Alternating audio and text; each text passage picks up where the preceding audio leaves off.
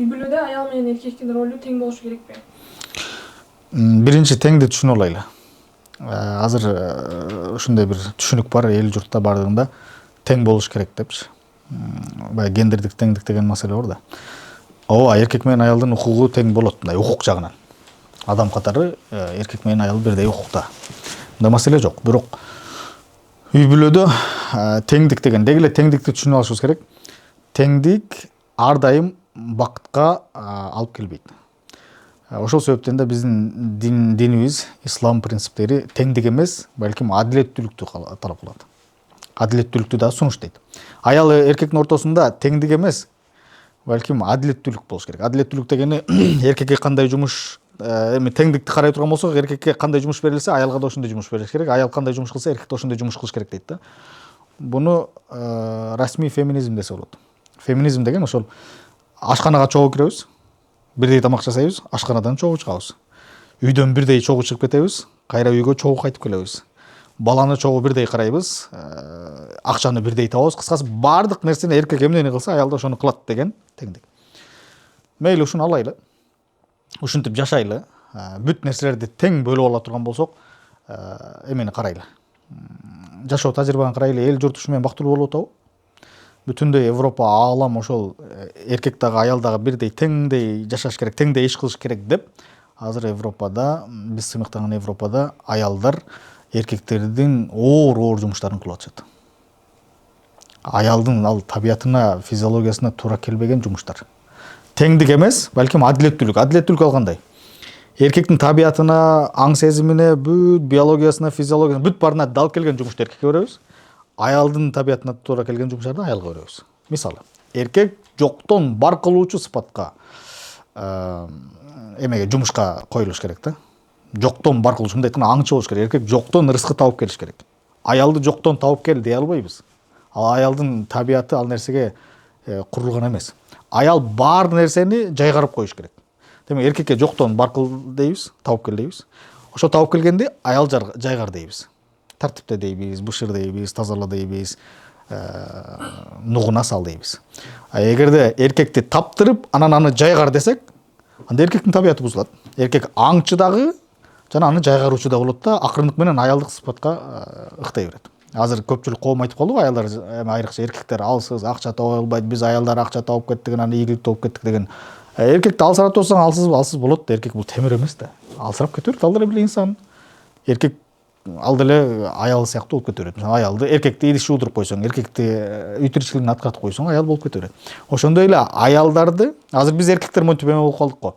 Аялдар бизге баш бербей кетти, анан аялдар мондай жаман болуп кетти дегендибиз. Аялдарыбызды эркек кылып салып атабыз биз. Аялдарыбызды акча таптырып, көчөгө чыгарып, сен кыйын кызсың, сен момундай болгон, тигиндей болгон. Аялдын кыйындыгы көчөгө чыгып, көчө таптап же 4-5 аялдын башын бириктирип алып башчы болуундан кыйын болуу эмес. Аялдын кыйындыгы мыкты урпактарды тарбиялап коомго кошсо ошол аял эң кыйын аял болот. Аны эч ким тааныбаса деле, эч ким көрбөсө деле, акча таппаса деле, аты чыгып укмуш болуп кетпесе деле, аялдын эң кыйын аялы ошол. Мыкты аял илим алат, билим алат, мыкты урпактарды тарбиялап коомго кошуп, жолдошунун көңүлүн таап алган аял бул эң кыйын аял болот. Демек, теңдик эмес, балким адилеттүү карашыбыз керек. Эркекке эркектин жумушун беришибиз керек, аялга аялдын жумушун беришибиз керек. Ким эгерде эркекке аялдын жумушун берип, аялга эркектин жумушун берсе, эркек менен аялдын табиятын бузуп, ошол себептен анан келишпей, кырлышып, пикир келишпестер боло берет. Пикир келишпей калды, эмне кылыш керек? Эми бунда пикир келишпей калды дегенде тармагы көп да. Мисалы, эмнеде пикир келишпей атат деген маселе бар. Эмнеде, кайсы темада? Балким мисалы бала тарбиялоодо дейли. Жолдош айтып атат, монтип тарбиялайбыз деп атат. Аял айтып атат, жок, монтип тарбиялайбыз деп атат. Мен окугам, чокугам, билем, сен бала тарбиялабайсың, мен тарбиялайм деп экөө келишпей атат. Ошондо негизи үй бүлө жоопкерчилик кимге жүктөлгөн? Аллах Таала тарабынан, бүтүндөй эл журт тарабынан үй бүлө жоопкерчилик кимге берилет? Эркекке берилеби? Керек болсо биз мыйзамдарыбызда деле ак өргөгө барсаңар, буюрса никеңерди кыйылганда, баягы никеге өргүн аялга бербейт. Кимге берет? Үй бүлө ээси сен болдуң деп эркекке берет. Жөн эле мыйзамдарыбызда деле, шарият мыйзамында айтпай эле коелу. Демек, улуттук баалыкта деле, шарият мыйзамында деле, элдердин түшүнүгүндө деле үй бүлө ээси ким болот? Эркек болот. Демек, аял ушул жерде акылдуулук кылыш керек. Эмне кылып акылдуулук кылыш керек? Эгерде мен күйөөмдүн айтканына каршы чыгып ушу баланы ушундай тарбияласам, кокус да, кокус. Эртең бала туура эмес тарбияда тарбияланып калып, бир жаман инсан болуп чыкса, бир бузук инсан болду, жалганчы болуп чыкты дейли, бир тарбиясы жок адам болуп калса, ким күнөөкөр болот бул жерде? Ким күнөөкөр болот? Аял күнөөкөр болот, бирок аял эртең мойнуна албай коюшу мүмкүн. Эл арасында ким күнөөкөр болот? Эркек күнөөкөр болот. Эркек баласыны жакшы тарбиялаган, аялын жакшы караган жок, аялына жоопкерчиликке эме кылган жок, тартибин караган жок, үй бүлөсүн башкара алган жок болуп эркек күнөөкөр болот. Анан эркек эл журттан күнөөкөр болгондон кийин аял менен кырылышат, аял болсо мен билгенимди кылдым деп анан кырылышып жатып калат. Бир психолог айтып атат.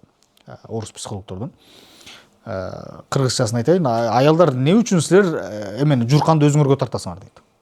Эгерде кечинде кимге суук болуп калса, ким ушуп калса, силер күнөөкөрсүңөр дейт. Бул жерде журканга эч кандай тиешеси жок. Мындай айтканда, үй бүлө жүгүн эмне үчүн өзүңөргө аласыңар аялдар деп атат. Болбосо ал мусулман эмес, кыргыз эмес, жоопкерчиликти өзүң алба деп атат. Неге өзүң алып атасың дейт. Кыргыз бекерден айтпайт да, атасы жакшы, атасы жиндирин, бирөөсү жинди дейт. Энеси жиндирин, баары жинди деп айтпайт. Айтат. Демек, сен балаң жаман чыгып калса деле эртең эркекти сен айткандай тарбияладык. Балаң жакшы чыкса деле сен айткандай, кыскасы жоопкерчилик бүт эркекке жүктөй берсеңер, Алланын алдында да эркек жооп берет, мамлекеттин алдында да эркек жооп берет, аял күнөөкөр болбойсуң. Эмне кереги бар акылдуу болуп, мен мойнума алам деп тартып алып, анан эртең жаман чыгып кала турган болсо, анан кырылышып калыштын эмне кажети бар? Ушул жерде аял акылдуулук кылыш керек. Мен аялдарга суктанам да.